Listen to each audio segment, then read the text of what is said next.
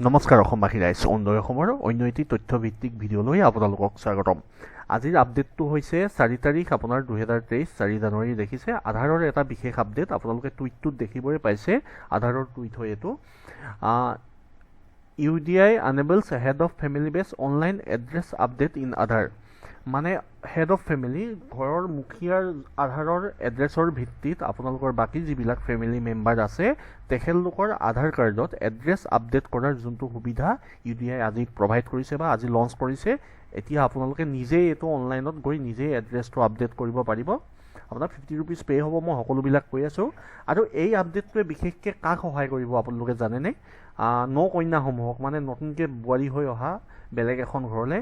কিয়নো যেতিয়া এজনী ছোৱালী বেলেগ এখন ডিষ্ট্ৰিক্টৰ হ'ব পাৰে বা বেলেগ এটা এড্ৰেছৰ হ'ব পাৰে, যেতিয়া এঘৰ মানুহলৈ বিয়া হৈ আহি যায় তেতিয়া তেখেতে বিয়া হৈ অহাৰ লগে লগে তেখেতৰ একো ডকুমেণ্ট নাথাকে। এই মানে গিৰিয়েকৰ ঘৰত, হাজবেণ্ডৰ ঘৰত একো ডকুমেণ্ট নাথাকে আৰু সেইবাবে তেখেতৰ আধাৰ কাৰ্ডটোৰ এড্ৰেছটো আপোনাৰ থাকি যায় নিজৰ মাকৰ ঘৰত। আৰু এটা কথা আপোনালোকে জানেনে, আপোনাৰ ভোটাৰ ID হওক বা যিকোনো এড্ৰেছত যদি চেঞ্জ কৰিব লগা হয় আধাৰ কাৰ্ডেই আপোনাৰ চবতকৈ বেষ্ট হয়, ভাল হয়। আধাৰৰ জৰিয়তে আমি সকলোবিলাক কাম খুব সহজতে কৰিব পাৰোঁ, বা বেংক পাছবুকত এড্ৰেছ আপডেট হওক।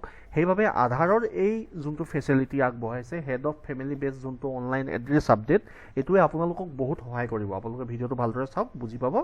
কাৰণ ইয়াত হ'ব কি, আপোনাৰ ছাপ'জ আপোনাৰ ঘৰলৈ কোনোবা এগৰাকী ছোৱালী বিয়া কৰি আনিলে, তেখেতৰ ঘৰ বেলেগত, এড্ৰেছ বেলেগত, আৰু আপুনি যেতিয়া বিয়া হৈ আহিলে আপোনালোকৰ ঘৰলৈ, তেতিয়াহ'লে আপোনাৰ তেখেতৰ আধাৰত যেতিয়া আপোনালোকে এড্ৰেছটো আপডেট কৰাব বিচাৰিব, বিশেষকৈতো তেখেতৰ মাকৰ ঘৰৰ এড্ৰেছে থাকিব তেখেতৰ আধাৰত, তেতিয়া হেড অফ ফেমিলি বেষ্ট আপোনালোকে এড্ৰেছ আপডেট কৰাব পাৰিব।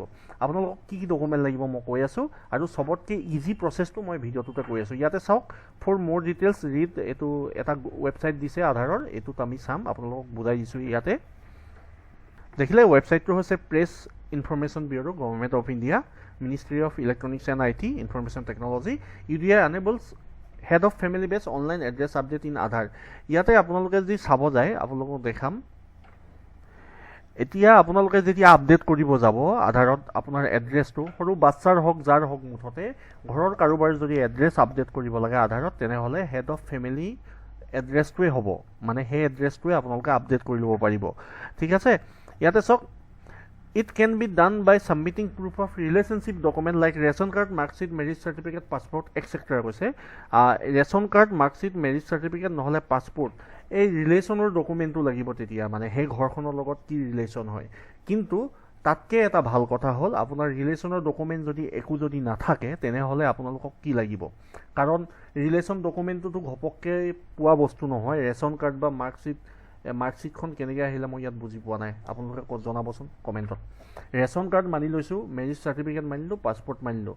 পাছপৰ্টত যেতিয়া নকন্যা এগৰাকী বিয়া হৈ আহিব, ৰিলেশ্যন নাথাকে, বাৰু ল'ৰা ছোৱালী থাকিব পাৰে। মেৰিজ চাৰ্টিফিকেটত ৰিলেশ্যনটো থাকিব নিজৰ হাজবেণ্ডৰ লগত।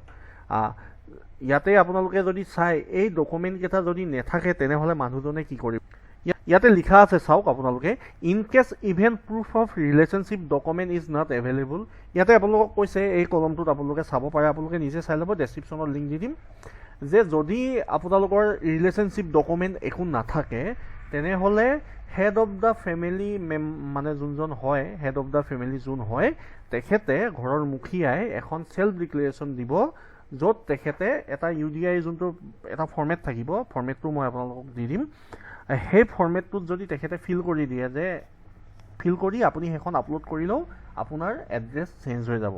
এতিয়া আপোনালোকে নিশ্চয় কথাখিনি বুজি পালে যে আমাৰ বহুত মানুহৰ এতিয়া এড্ৰেছবিলাক আপডেট নাই। ধৰি লওক ল'ৰা ছোৱালী নামত বা আধাৰ বনালে কিবা মিছমেচ হৈ যায়, এড্ৰেছ আপডেট কৰিব নোৱাৰে, তেতিয়া ল'ৰা ছোৱালীৰ নামত এতিয়া এড্ৰেছ আপডেট কৰিবলৈ কি কৰিব, head of the family Aadhaar card দি, তেখেতৰ চেল্ফ ডিক্লেৰেশ্যন দি আপোনালোকে আধাৰ কাৰ্ডত সেই এড্ৰেছসমূহ আপডেট কৰাব পাৰিব। আৰু তাৰ ফিজ কি হয়, 50 টকা।